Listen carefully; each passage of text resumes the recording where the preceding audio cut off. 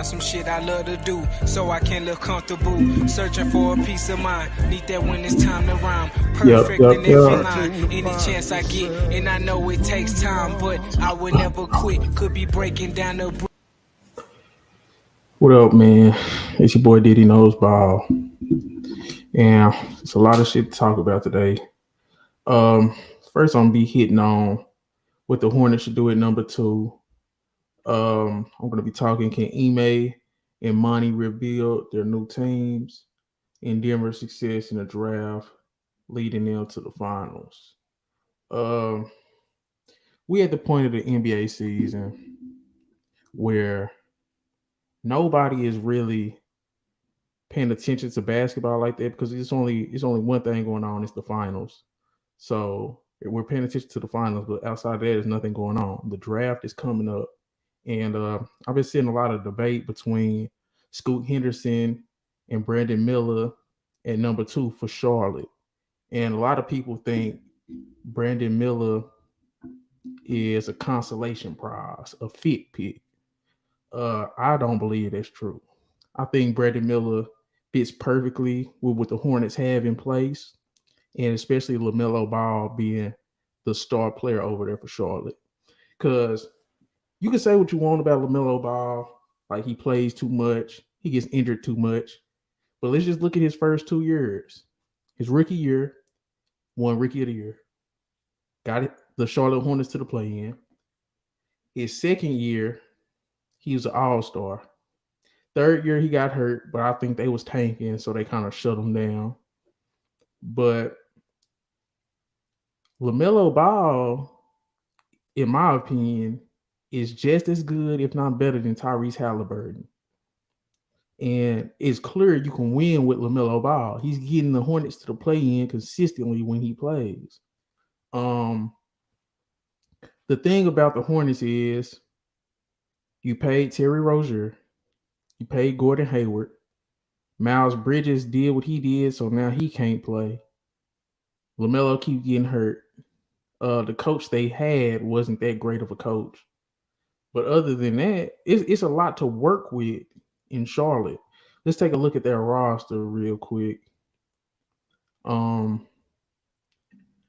I I don't think the Hornets roster is that bad in my opinion. See, and let's look at the leading scorers. Okay, you got LaMelo Ball. He was giving you 23, 8, and 6. He shot good from three, kind of bad from the field, 41%, but he only played 36 games. You look at Kelly Oubre, he only played 40 games. Gordon Hayward only played 50 games. Jalen McDaniels, he ended up getting traded. PJ, he played 73 games. That's good. Terry played 63. Terry was the second leading scorer. He made 21 points a game. He was at 41% from the field, 33% from three. Scoot Henderson, in my opinion, he is a better prospect than Brandon Miller. But the gap isn't big. The gap isn't big at all. If Scoot has potential to be the best point guard in the league, which I think he does, all NBA potential, I think Brandon Miller has potential to be a top 7 small forward. He still has all NBA potential. And I feel like he fits perfectly with what LaMelo does. And I could easily see Brandon Miller coming in and being just as good as Benedict Mathurin was, being just as good as J Dub for Oklahoma City. I feel like he can have that type of impact right away. But like I said, I think Brandon Miller is a Brandon Ingram type of scorer with Paul George potential on defense. And you're putting that next to LaMelo Ball. I think, and then you ask him, well, why you don't want to play Scoot and LaMelo? Like LaMelo is 6'7", he can catch and shoot. LaMelo can play off the ball. Scoot has a 6'9" wingspan. He can defend. Look at what happened in Sacramento. You had De'Aaron Fox, a scoring guard. That would be Scoot Henderson. Not really, they not the same type of player, but you catch my drift. You had Tyrese Halliburton, a pass first point guard. That would be LaMelo Ball. It didn't work. It didn't work. Having your two best players essentially play the same position, it just doesn't work. Not in the NBA. Like, or if it does work, it's in special circumstances. Look at the Boston Celtics. Them niggas basically do the same things. Jalen Brown and Jason Tatum basically do the same thing. And then you look at a duo of Jamal Murray and Nikola Jokic. Look at a duo of Jimmy Butler and Bam Adebayo. Two totally different positions. They bring totally different things to the game. They play off each other so well. It's a reason why Shaq and Kobe won so many titles. One was a guard, one was a big. It's a reason why you could win with a Kawhi Leonard, a Pascal Siakam. It's a reason why you can win with just guys that don't do the same things, play different positions. I feel like you can play Brandon Ingram at the two, and just listen to this lineup. Just listen to this lineup: LaMelo Ball, Brandon Miller. I think they said they bring Miles Bridges back, so I'm gonna sit him right there. So Brandon Miller, Miles Bridges, PJ Washington, Mark Williams. Let me go through that again. A potential lineup: LaMelo Ball, Brandon Miller, Miles Bridges, PJ Washington, Mark Williams. You can build a new Lob City with a Paul George type of scorer. I think I just think it's just too much in Brandon Miller's game to pass on in number two, especially when you already have your point guard in place. And LaMelo's not a scrub. He just gets hurt. LaMelo Ball is a 6'7" pass first point guard, elite catch and shoot potential, deep range beyond, like, man, he has deep range, man. I think LaMelo Ball has the deepest range as Trae Young. He's a brilliant passer. He's great in the passing lanes. I feel like PJ Washington is a great small ball forward. He can catch and shoot, defend. Mark Williams, I think Mark Williams is one of the most underrated bigs, young bigs in the league. If Mal Bridges come back and he still has that scoring package, this team will be so versatile, so big, and they'll be one of the best young cores in the league, man. Just by adding Brandon Miller to that. You add Scoot Henderson, and I feel like it's going to be another De'Aaron Fox, Tyrese Halliburton situation. Damn near identical. You got a scoring guard and you got a pass first point guard, but they're both guards and they both want the ball in their hands. You look what LaMelo is doing with Terry Rozier. Of course, you expect Scoot to be better than Terry Rozier, but come on now. Like, how big of a difference will that be? Scoot and LaMelo. How big of a difference? You look at what you add in with Brandon Miller. Not only is you adding shot making ability, one-on-one scoring, he's a good playmaker. He's a good rebounder. He's a good help side defender when it comes to shot blocking. He fills a lot of holes. And let's look at the Charlotte Hornets, where they rank in terms of their teams. I'm gonna pull this up for y'all. Because Charlotte, they need help in a lot of areas. So on defense, they was the 22nd defense when it came to giving up points. They was 23rd in opponents' points in the paint. They gave up some of the most rebounds. Like, they need help all across the board. I can't even keep reading that shit, man. So I'm finna drop the link. And if anybody wants to join, feel free. But I'm finna drop the link in the comments now. So if you want to join, talk some LaMelo, talk some Scoot, talk some Brandon Miller, talk some Charlotte Hornets, you can. The links in the comment section. But my thing is, I think Scoot is a better prospect than Brandon Miller. Let me say it again. I think Scoot is a better prospect than Brandon Miller. but the gap isn't wide at all. If Scoot as a prospect, let's say he's a 9, Brandon Miller is what, an 8.5, an 8. So we go past on a guy who fits better just because he's like a point 0.5 less as a prospect. That's the real question. Nobody's asking. That's the real question. I don't think there's not one person that knows basketball that think Brandon Miller is better than Scoot as a prospect. But I feel like in this Charlotte Hornets situation, Brandon Miller will have more success than Scoot Henderson. And if we just need LaMelo to stay healthy, I don't want to take the ball out of LaMelo Ball's hands.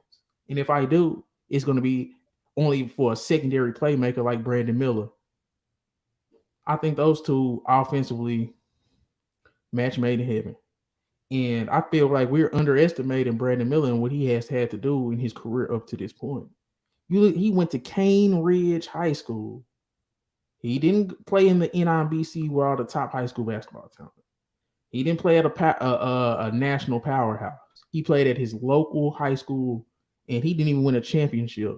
He was trying to backpack his team since high school. He goes to Alabama. He backpacks Alabama in multiple games. I think Brandon Miller, let's pull up what Brandon Miller was doing at Alabama, just so y'all won't think I'm tripping. Just so y'all won't think I'm tripping. Let's pull up what Brandon Miller was doing at Alabama. So Brandon Miller had fresh off of when he had all his controversy. I don't want to get into it, but fresh off his controversy, he dropped 41 points. And his 41 points included the game tying basket and the game winning layup in a 41 point performance. Let's not forget, he dropped 36 on Gonzaga. They lost. But he was brilliant. He dropped 36. He dropped 30 and 31 and 30 back to back on LSU and Vanderbilt. Dude is a certified bucket at 6'9", a real shooting guard. Like, he has switchability on defense. Like I said, he can block shots. He can play in transition. He can play make. He can score one-on-one. What's not to like at 2? There's plenty drafts where Brandon Miller could have went number 1 overall. Who just went number 1 overall? Paolo. See, I think I probably would still lean Paolo over Brandon Miller, but Brandon Miller went number 2. And who came before that? Was that Cade? I don't know if Cade that much of a better prospect than Brandon Miller, if we being honest. And if Cade is a better prospect, he's going number 2. I'll take Brandon Miller over Jalen Green. Yeah, these are the conversations we need to start having. What is Brandon Miller? Brandon Miller is a shot creator with versatility on defense. He's a two-way wing, ready-made for the NBA right now. The only thing I want Brandon Miller to work on is his body. He got better finishing throughout the season when that became a question mark. He got better at that. He flamed out in the NCAA tournament. He did. He had a couple stinkers against really good teams. He did. But he still was a freshman, man. He might be a little older than Scoot, but dude is still like, what, 20? He's 20. He's a wing. He's going to come in giving you 16, 6, and 5. I guarantee that. Brandon Miller will get you 16, 6. What Scoot going to come in and give you? Scoot will come in and probably get you, what, 18, 6, and 5? But for the Charlotte Hornets, I just think Brandon Miller is the better play. I feel like just like lineup versatility. It all comes down to lineup versatility. You can play him 2 through 4, depending on the situation and how much he bulks up. Scoot will forever be a one-position player. No offense to Scoot. Love his game. I love what he did against Victor Wembanyama in the showcase.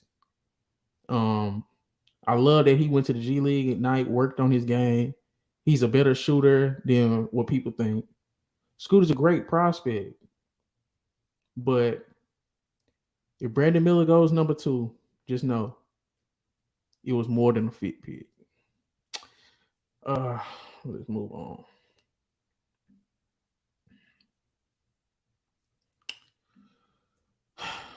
So, two coaches. One was in the finals in 2021. The other one was in the finals in 2022. And now they're both on rebuilding teams. If you don't know what I'm talking about Ime Udoka for the Houston Rockets and Monty Williams for the Detroit Pistons. The question is, can they rebuild their teams, and if so, how fast? Who's in the better situation? I think Ime Udoka is in a better situation because he has a lot of tools in the toolkit. Let's if we look at the roster, I'm gonna look at the roster real quick for the Rockets. I know they have Jalen Green, Jabari Smith. They got Alperen Sengun, Kenyon Martin Jr., Tyree Eason, Kevin Porter Jr., Tata Washington, and Josh Christopher and Usman Garuba. Like, see, what people are not understanding about this Houston Rockets team is they don't. I don't know if Jalen Green can clearly be the guy. Like, I don't know if Jalen Green could be the guy. I watched him play. He is get he's getting better, but he's still shooting sub 42%. He's shooting 42%, shooting 34% from three. He's a he's a dynamic athlete, but he's not the most efficient scorer. Um, Jabari Smith Jr. He struggled from the 3 point line, struggled from the field, but we seen he was an amazing defender, and he has length, switchability, versatility. He can rebound a little bit, so I like that. We know Alperen Sengun.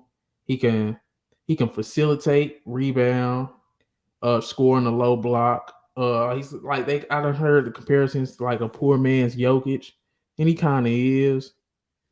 Uh, Kenyon Martin Jr., another athlete. You know, he's gotten better from three, but he's still working on it. I think Tyree Eason has potential to be a lockdown wing defender.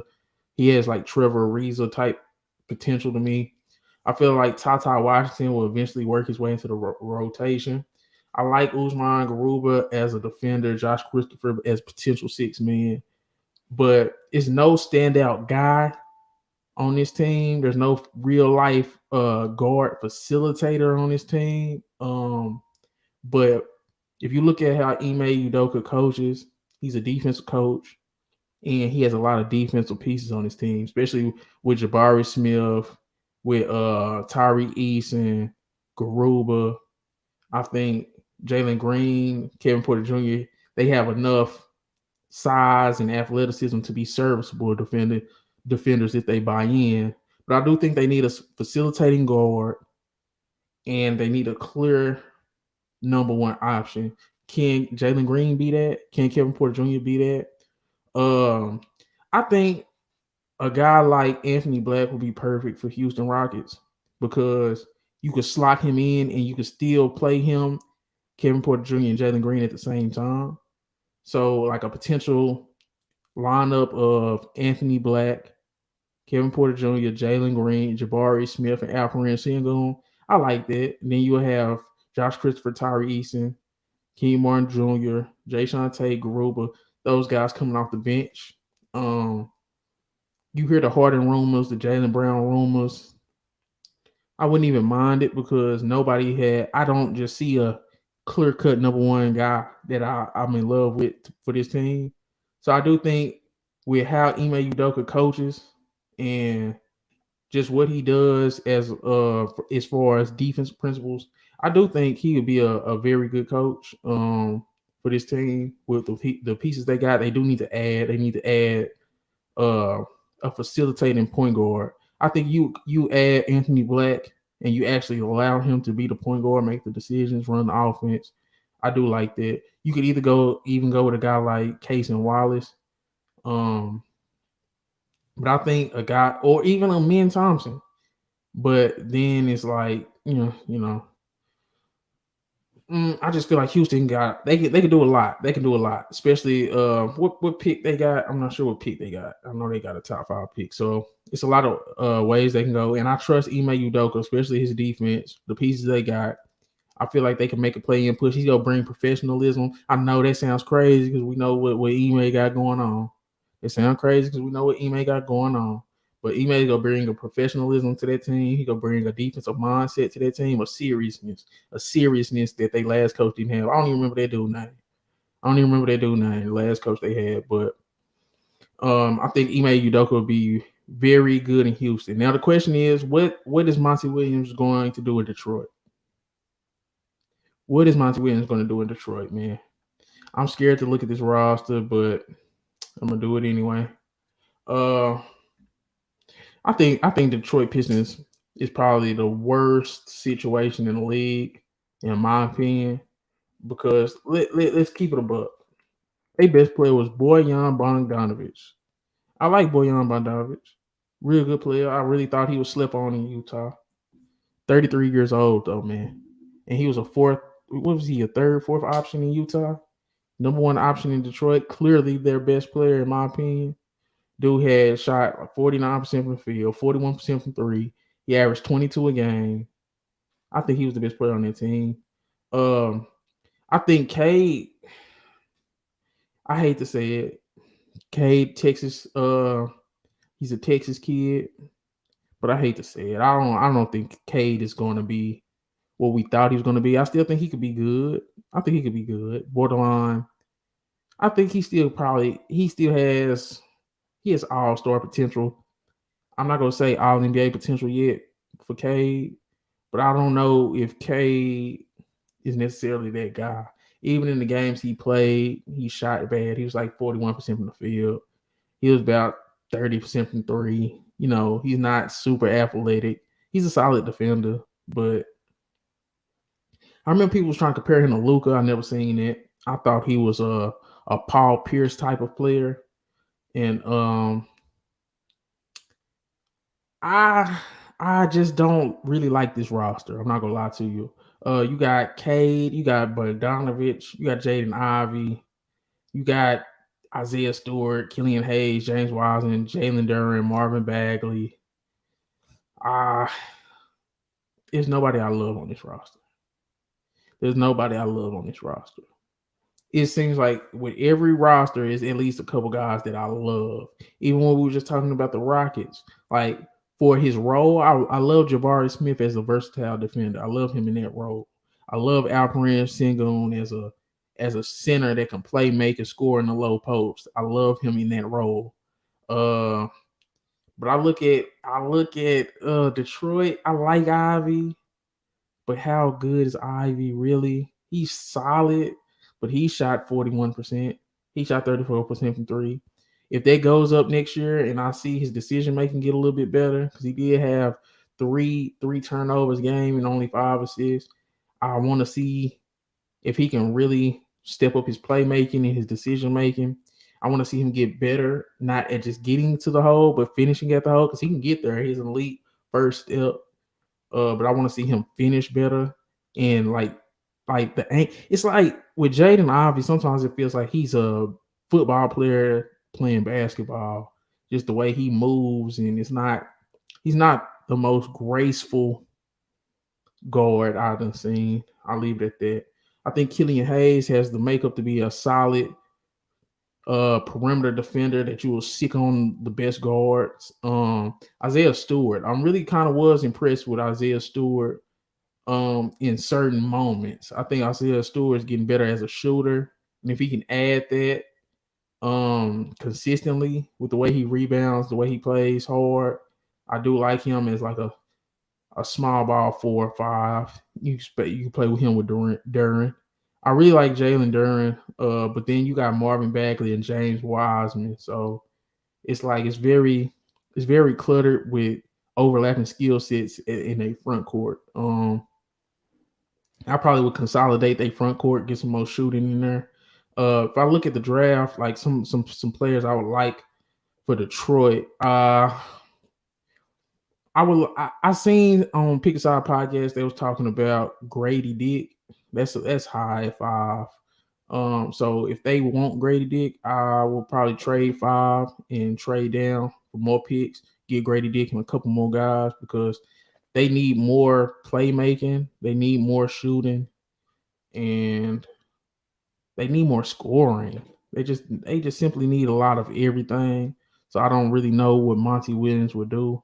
Monty Williams is a good point guard coach though, and I think he'll be very good for Ivy and Cade in terms of just running the offense.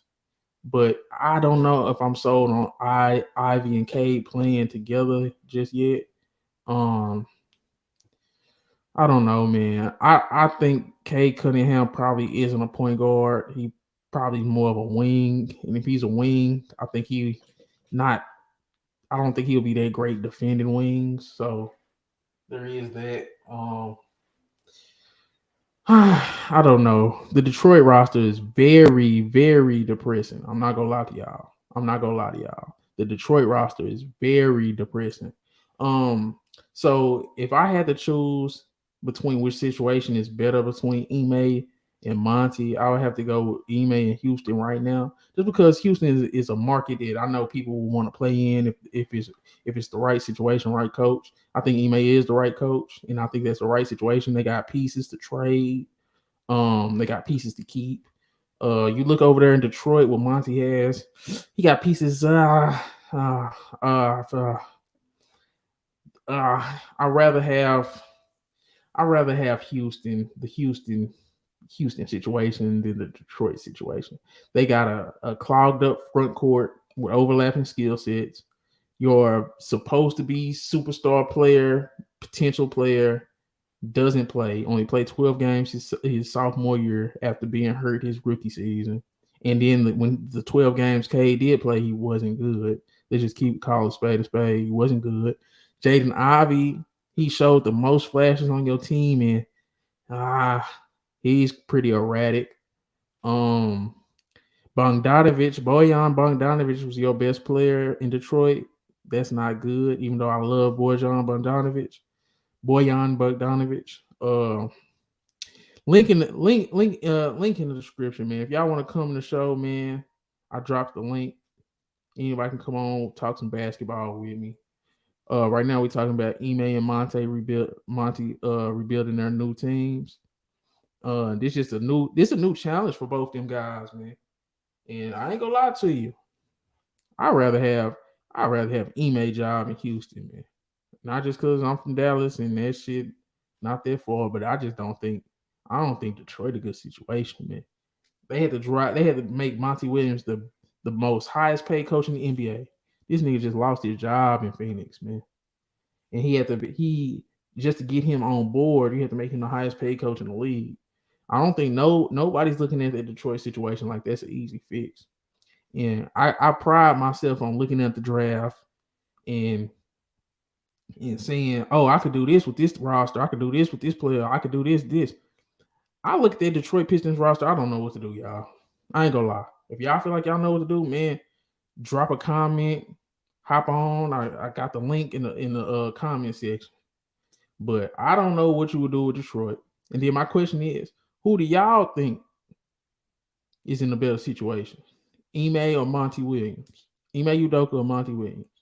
Ime in Houston, Monty Williams in Detroit. I just want to know. I just want to know. Me personally, I'd rather Ime situation, man. That Detroit situation is the worst situation in the league. Now that I really look at it, that Detroit situation is worse than the Hornet situation, man. That Detroit situation is nasty. That Detroit situation is nasty, man. But that's enough talking about them scrubs, man. That's enough talking about them scrubs. So people oftentimes say when it comes to basketball, people that I know, they're like, man, I ain't watching high school. I ain't watching college. You watching the AAU tournament? You care about them? I watch them when they get to the league. I watch them when they get to the league. Summer league. You watch summer league? Yes. I'm the type of nigga, I'm always looking for who's coming next. Oh, they say this dude is this. I want to see. I ain't finna wait till a nigga gets to the NBA to see what he got. It's a lot of shit you can tell about a nigga play in basketball from high school, college. Like a nigga pretty much go be what he go be, man. Now he can work on certain things and this and that. Okay, and for a perfect example for that is Jaylen Brown. Jaylen Brown coming out of Cal, coming out of high school, we knew the dude couldn't dribble. We knew the dude was an athlete. We knew the dude's bag was limited. He has gotten better. Jaylen Brown has gotten better. He's became a better overall basketball player. But Jaylen Brown is still Jaylen Brown, man. And I say that to say this. You have to know how to evaluate talent.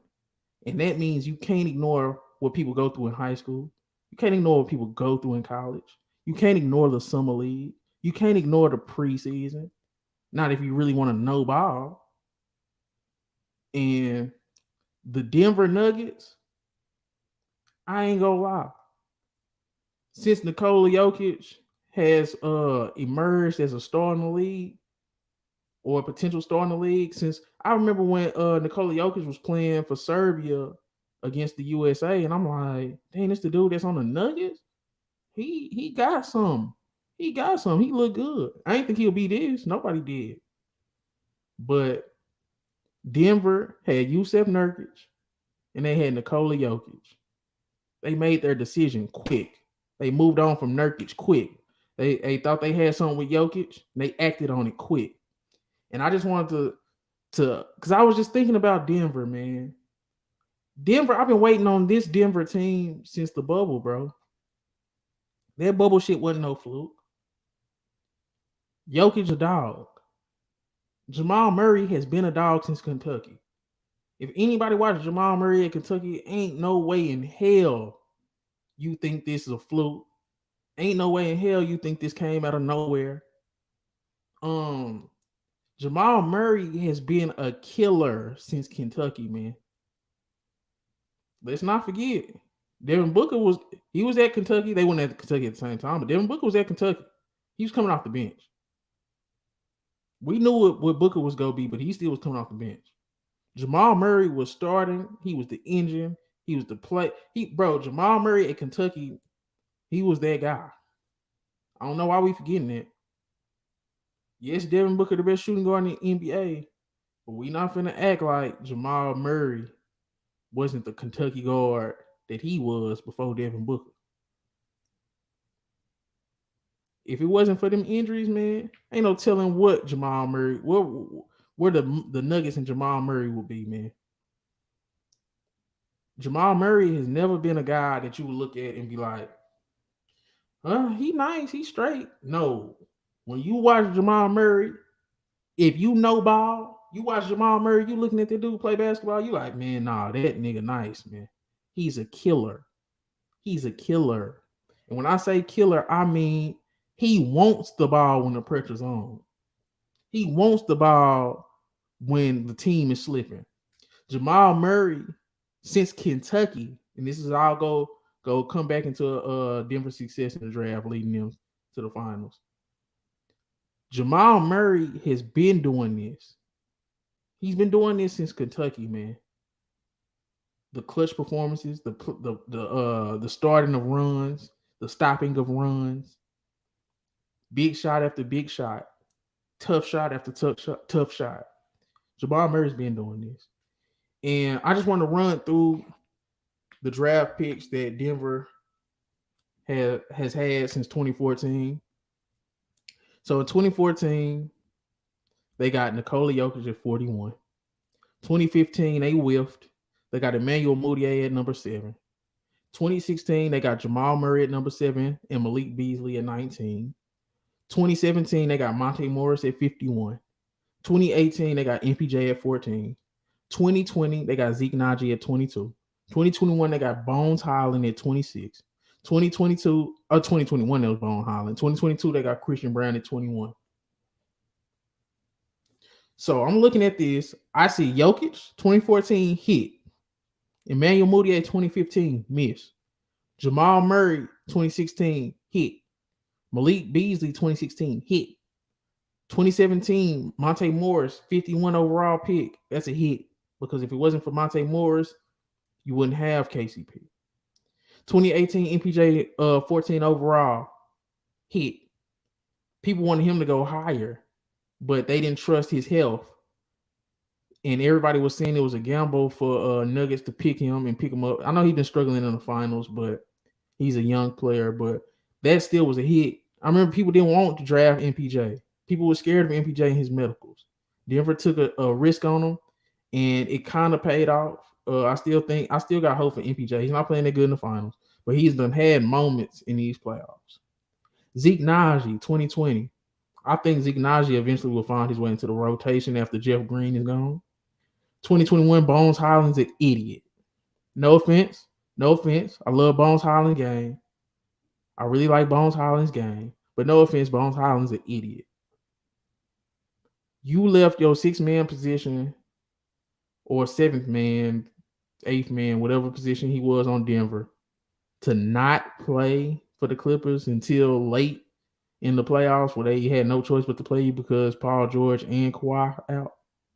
That's what you left Denver for? I don't know the backstory behind this situation, so I'm not going to talk about it too much, but Bones Highland, you could have had a championship, man. You could have had a championship. And that was a good pick for Denver. Christian Brown 2022, great. That was a great pickup. Christian Brown just came off of being the engine to a championship team in Kansas. Everybody was talking about Ochai Agbaji, rightfully so. He was very good. Him and McCormick, the center for Kansas. But let's not forget Christian Brown getting all the loose balls, all the steals, deflections, the transition dunks, the timely threes. Christian Brown was tailor-made to be a great role player. His cutting, spot-up shooting, attacking closeouts, defense, energy. Perfect pick at number 21 for the Denver Nuggets, man. And this all goes back to me saying this. Drafting is important. Evaluating talent before they get to the NBA is important. How can you know ball if you don't watch ball outside of the NBA? That shit don't make sense, man. Because it's going to be a guy, like let's say Jeff Green, because Jeff Green's getting older, right? You want to replace that position. You draft a guy like Zeke Naji in 2020, hoping one day he can replace Jeff Green.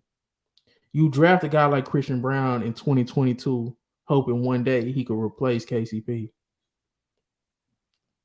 Drafting is chess, not checkers. And the Denver Nuggets had did a masterful job. Denver Nuggets had did a masterful job drafting since 2014. They got one miss since 2014, in my opinion, out of the notable draft picks since 2014. One miss. And that was Emmanuel Mudiay. But you know what happened? The very next year, you got Jamal Murray at the same pick, number 7.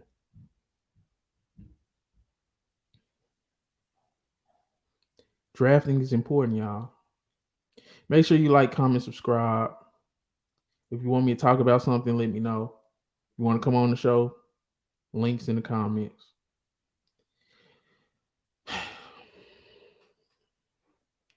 Denver is finna win a championship. And they finna win a championship because they drafted well. They finna win a championship because they drafted well in the lottery. They drafted well in the back half of the first round. They drafted well in the second round. Talent evaluation is very important. It's been your boy Diddy Knows Ball. Make sure you like, comment, subscribe. Tell me what you like. Tell me what you don't like. Nuggets in 5. I'm out.